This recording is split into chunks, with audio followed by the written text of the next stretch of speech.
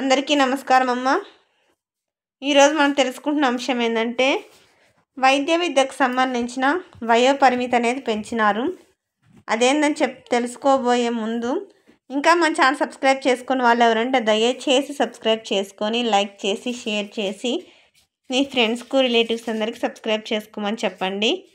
నా ఛానల్ని సబ్స్క్రైబ్ చేసుకొని ప్రత్యక్షంగా పరోక్షంగా సపోర్ట్ చేస్తున్న వాళ్ళందరికీ పేరు పేరున ప్రత్యేకమైన హృదయపూర్వక ధన్యవాదాలు నాన్న.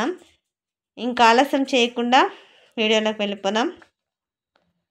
మీ ఇంట్లో కానీ మీకు తెలిసిన వాళ్ళు కానీ ఎవరైనా కానీ డాక్టర్ కోర్స్లో స్పెషలైజేషన్లో వయసు ఇంతే లిమిట్ అనేది బాధపడుతుంటారు కదా, వాళ్ళందరికీ ఒక గొప్ప శుభవార్త అనేది వచ్చింది. అదేంటంటే పీజీ వైద్య విద్య ప్రవేశాలకు 50 ఏళ్ళ వయో పరిమితి సరైనదే.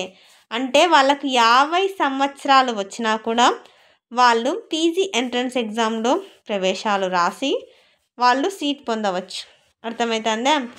జీవో 85 పై దాఖలైన వాక్యాన్ని కొట్టివేసిన హైకోర్టు.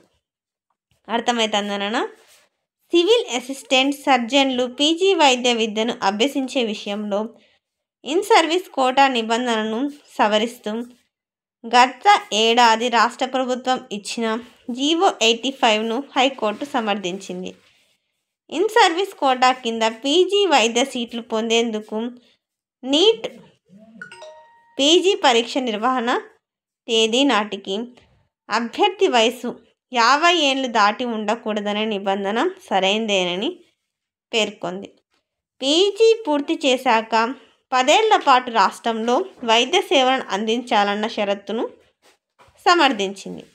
ఇక సర్వీస్ కోటా కింద పీజీ సీట్ పొందిన వైద్యులు 10 ఏళ్ల పాటు రాష్ట్రంలో సేవలు అందించడంలో విఫలమైతే వారికి 50 లక్షల జరిమానా విధించాలన్న నిబంధనను కూడా సరైందేనని పేర్కొన్నది.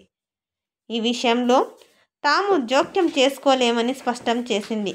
పీజీ పరీక్ష ప్రక్రియ ప్రారంభమయ్యాక నిబంధనలు మార్చాలనే ఆరోపణలో గతేడాది జూలై 20 నాటికి జీవో 85ను ప్రశ్నిస్తూ దాఖలు చేసింది. దీనికి సంబంధించిన పూర్తి డీటెయిల్స్ ఇక్కడ ఉన్నాయమ్మా.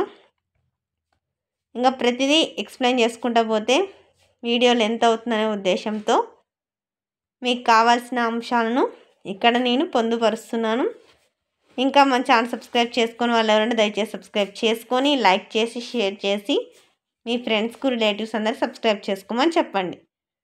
నా ఛానల్ని సబ్స్క్రైబ్ చేసుకొని ప్రత్యక్షంగా పరోక్షంగా సపోర్ట్ చేసిన వాళ్ళందరికీ పేరు పేరున ప్రత్యేకమైన హృదయపూర్వక ధన్యవాదములు. అందరికీ ధన్యవాదాలు. దయచేసి వీడియోని మాత్రం స్కిప్ చేయొద్దు.